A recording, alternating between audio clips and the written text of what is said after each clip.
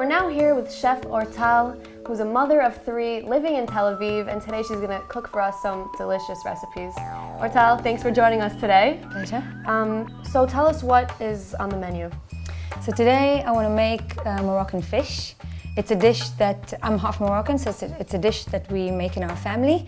We usually make it on Friday dinner. And every time I make it, I feel at home. Okay, now we're ready to prepare the fish. We have all the ingredients laid out on the table. Name them for us. Okay, so we need coriander, Okay. a lot of coriander.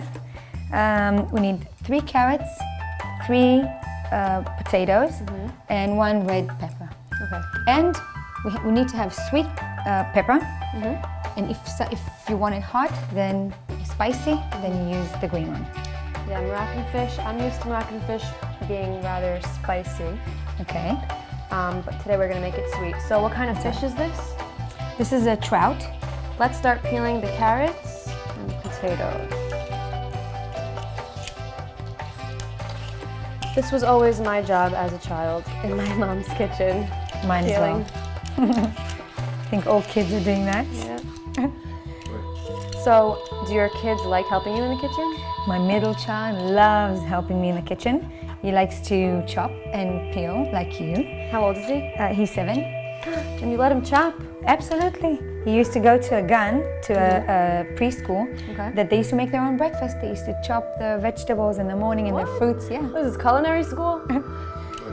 This one, you can just put on your finger and you just peel it. This is actually good for potatoes. Wow, you have all these gadgets You see? for the kitchen. Yeah. Wow, this is actually much easier. Okay, so now that we peeled the carrots, we peeled the potatoes, now we're gonna slice them. I'm gonna slice them. We're gonna stand it like this. Okay. Just slice them to, not too thin, not too thick. Something like that. We're gonna slice it like this so we can put it like a carpet of veggies. Okay, and the carrot, what are you're This- slicing it? I'm gonna slice it thin and long. Okay, so is this thin enough? Should I cut it in the middle? No, it's amazing. Okay. This is perfect. What's good about this knife is that it's long and you can just cut it in one shot, like this. You said this jalapeno is sweet? Yes. This looks like the spicy, fiery one. Here, are you welcome try to try? You're right, it is sweet. Perfect. I don't think I'm gonna try this one. Exactly. So we're putting aside for now. Okay, so you said to slice it In the in middle. the middle. Okay. Okay. Cut this off? Yes. And we need to take all the pits, seeds. the seeds out.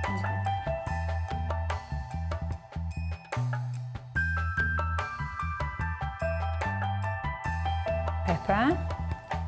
I'm going to leave it like this as well, big, wide pieces. Okay. Vegetables ready. Now Ready. we take out the pot. Okay. So now, for this Wow, dish, that's a big one. this is a fish pot. It's especially for making fish. We can't forget the garlic because Israeli love garlic. Okay. Garlic makes every dish much better, in my opinion. So, how many pieces of garlic are we putting into the fish? 67. Depends how big More they the are. better. Yeah. Got a bang on it. My mom taught me, maybe. Cut the end. Bang on it a little bit. Wow, Now it's well just done. much easier Well to done. peel. Does anyone know that? Yeah. So I'm just slicing it regular or chopping it up? No, as it is, we're gonna throw it in. We're not chopping it. Oh, Yeah. okay. So now we're gonna lay down everything in the pot. No oil. No oil.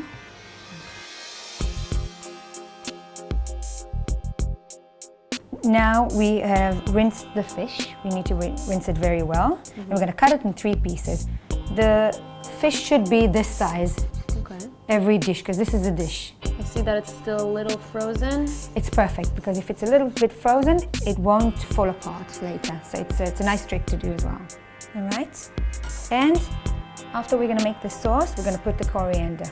Okay, Natalie, would you like to help me clear the table? We're gonna start making the sauce. Okay.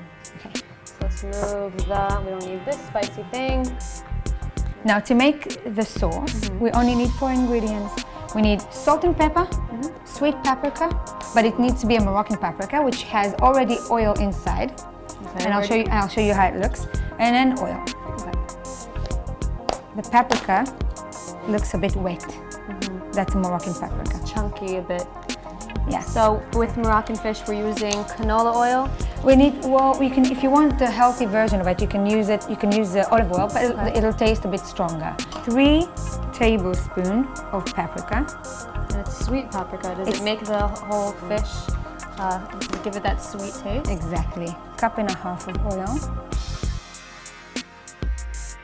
Okay, so now we're going to put the coriander on the fish. We need a lot of it. This? Just you like don't that. Have to chop it up. Nothing. The stems stay in place. Exactly. And this is how it goes on the stove, and we're going to put water in it. I'm hungry. My stomach's growling. Does anybody else hear that? And we're going to put enough all the way till it's covered this fish. Does the fish need to be covered at any point? Not until it's finished cooking. And once it's finished, you cover it and you let it cook on its own for an extra 5 minutes.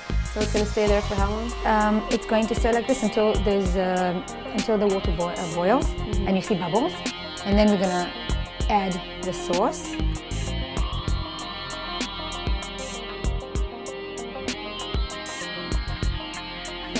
We're going to take 2 silicone handles, and we're not stirring it, we're just moving it around. We're mixing it by moving it around the sauce.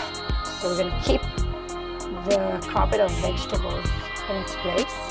And now we're going to put it on low fire. Authentic way of eating the Moroccan fish is not with the fork, right? But with the bread instead. That's right. It's a challah bread, and we eat it on Shabbat.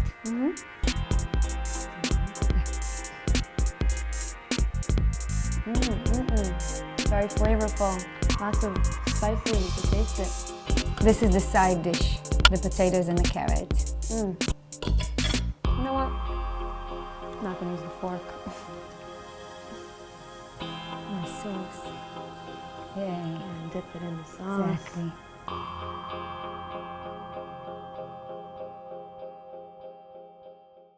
So the second dish I would like to make is bulgur salad. The bulgur looks like this when it's dry, but you need to put it in water for an hour and a half to make it soft, and it'll look like this. So it's similar to couscous, just bigger grains. What are the ingredients that you're going to add to the bulgur? Okay, so we're gonna squeeze some lemon, and we're gonna put pomegranate in it, and parsley. We're gonna chop parsley with these wonderful seasons. Ooh, I've never seen that before. Yeah, That's it cool. makes it easier and quicker. Okay, so this is a pretty simple dish. It's not complicated at all. That's right. Okay, so let's begin. Let's begin. Okay, so first thing, we're gonna drain the water of the bulgur. It needs to be dry from liquid. So we're gonna push it down to make it really dry. It's very important that it's completely dry. So now we're gonna empty it to a plate, and we can start to work. Okay, so once the bulgur is dry and we've moved it from a bowl into a plate, now we're gonna cut the parsley. So parsley is used in a lot of Israeli dishes, am I right? You're right. I see it everywhere here. Yes, it's a mainly ingredient in the Israeli kitchen. We're using these cool scissors to cut the parsley. Where could I buy scissors like these? And it makes cooking so much easier. And fun. In every kitchen, any kitchen store. Now if it's stuck, you see the parsley, it's stuck. There's a little brush, and you can just brush it out. Natalie, would you like to try? Yes, I'd love to. Of course. Just clean it. Okay. So first clean it with the brush. It's like 4 scissors in one. Yeah. Very clever. You're doing it better than me. And also, you're less likely to cut yourself with the sharp knife. Very true. I love the smell of it. It smells like fresh. You know, if you eat parsley, it prevents bad breath. Really? Yeah. It's good to know. Yeah. Once it's chopped fine, then we can add it to the bulgur. We're gonna put the parsley into the bowl. And we can move on. Okay. Now we're gonna cut the pomegranate, but there's a special way to cut it because it's very difficult to cut a pomegranate. Are you ready? All right. This knife is sufficient? Yeah, to cut completely. Because you don't need to go deep, you just need to go around.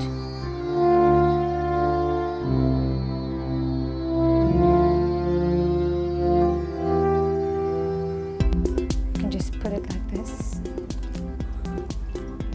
My kids love pomegranate. I used to send it to school for lunch. Yeah, it's like a sweet snack for them. Sweet candy. And it's healthy. So. Very healthy.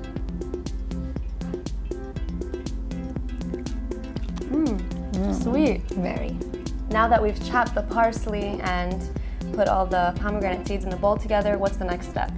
The next step is to put the bulgur into the bowl. Now we mix. So a salad like this, you can make a huge portion and just stick it in the refrigerator and go back whenever you're in the mood for a healthy snack. Exactly. And it's fulfilling.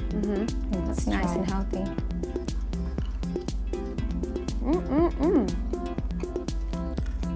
Very good. Amazing. As you can see, it's only 3 ingredients. It's super simple and very healthy and delicious. My kids love this salad, and it's a way for us to give them vitamins. What every mother truly wants for their kids. Exactly.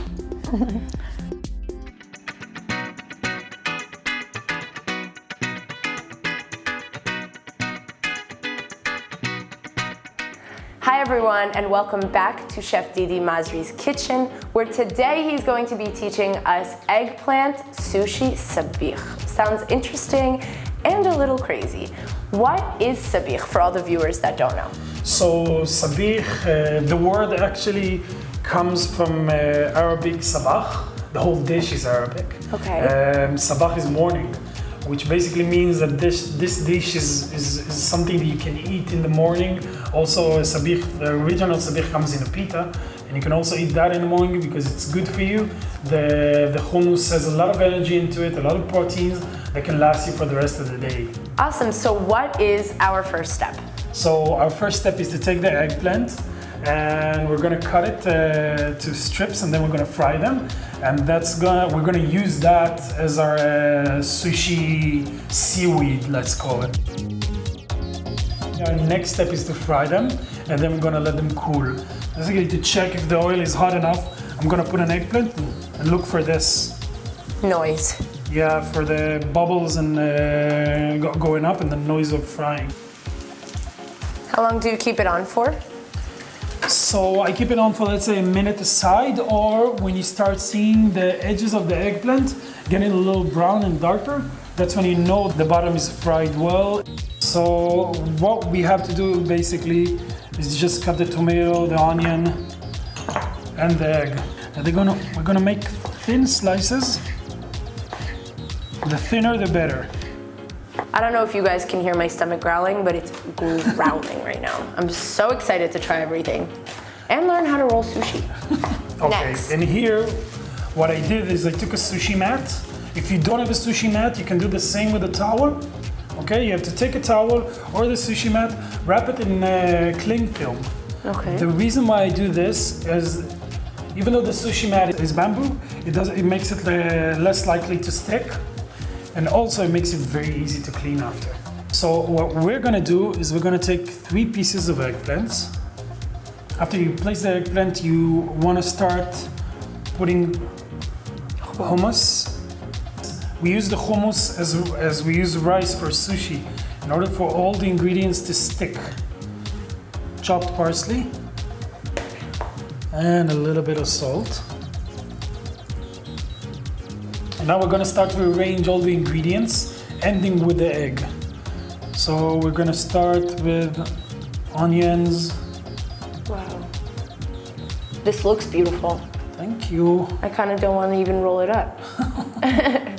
But you do. But I do. I really do. Tomatoes. So after I put the egg on it also, I'm gonna drizzle some tahini on top. So what we have to do here is roll it like you roll a sushi. If you never rolled a sushi in your life, then you have to pay attention to the next stage. So basically what I'm doing is I'm gonna use the mat to roll over the first layer. Okay, then I'm gonna squeeze it over to me very gently because we don't wanna tear the eggplants. And then I'll get to something like this. That's beautiful. Okay? Don't worry if your mat is dirty. That's why you wrapped it. Exactly. And then I'm gonna keep using the mat and keep rolling it. Roll it out. Every time it rolls out halfway, I'm gonna stop and I'm gonna tighten it. Now it's the hard part. Sushi. I have once. Okay. What you wanna do is you wanna complete a full circle where this side Yes. touches this. Okay. So I want to go. And you have to trust your movements. That's so nerve-wracking. It's just sushi. Like that. And now what you want to do is you want to pick a little bit. You see that the things here, you can always use your fingers or the mat is very. And now you want to squeeze it in. Okay. Yeah? Yes. Now that it got this shape, this tube shape, Right. open it up a little bit. Ooh. Now you keep going. Yeah. Stop, and now you squeeze again. Now for the ending. Squeeze it one more time. That's it.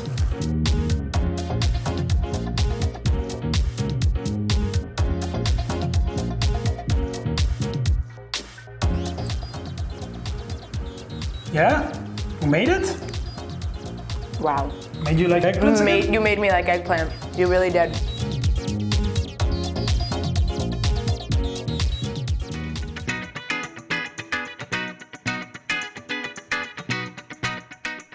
Hi everyone, we're here right now with Natalie Gleitman from Natalie's Cuisine. She's going to be teaching us how to make Oriental chicken couscous right here in her kitchen. Yes, that's right.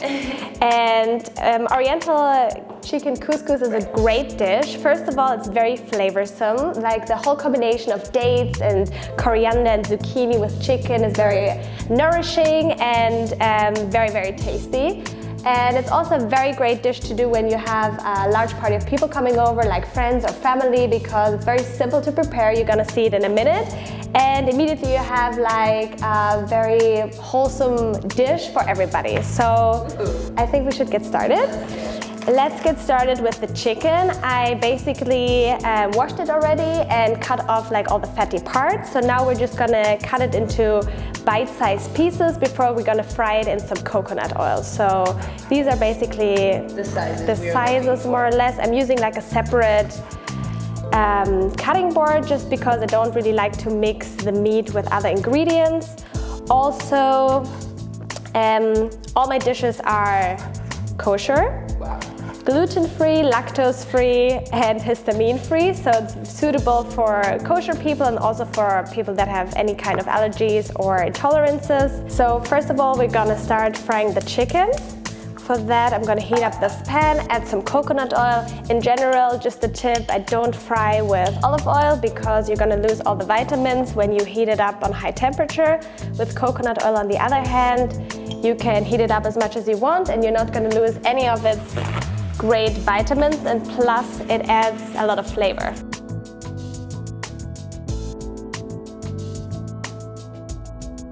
So now we're gonna chop up these dates and these zucchini, and then we're gonna put them in an extra pan where we're gonna start like frying them a little bit, and then we're gonna add the chicken and the couscous to the zucchini, and then we're almost done already. Let's do it. So here I'll give you a few dates. We're gonna chop them into quite small pieces and like pit them as well. There's a stone in the middle, we don't need that.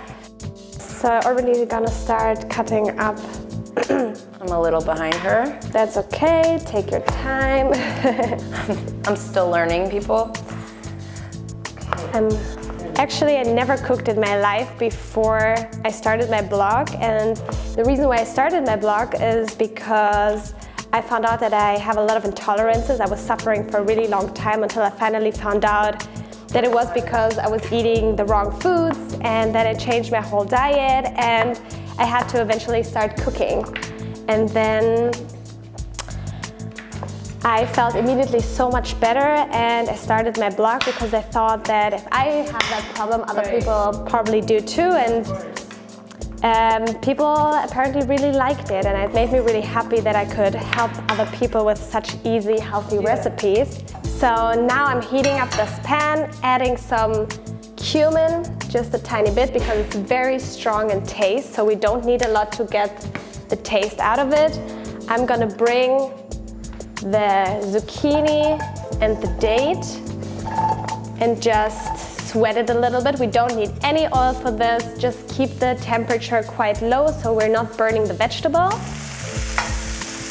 So now we're gonna add the vegetable broth. It's 500 milliliters.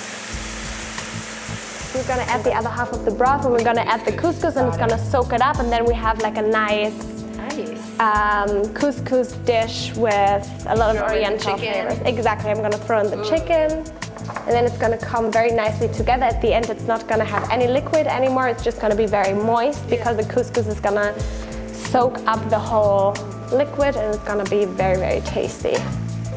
So now we're adding the couscous and the rest of the vegetable broth.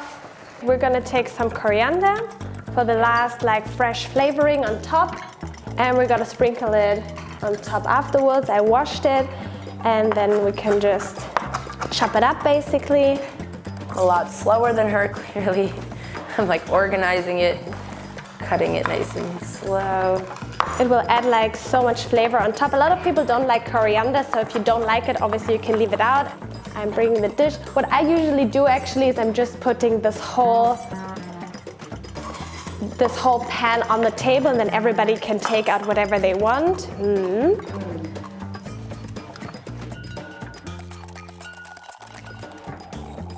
Natalie, this looks delicious, and I'm going to have to take a bite. Okay. Also, what's great, I did this dish with couscous, which is not gluten-free, but the great thing about it is that you can just substitute it with quinoa. The only thing you have to do is to cook the quinoa before, and then add it later to the stir fry basically. And then you have a gluten-free dish. There's no one way to do this, and you can just adapt it to your personal needs, and yeah. Thank you so much. Thank you.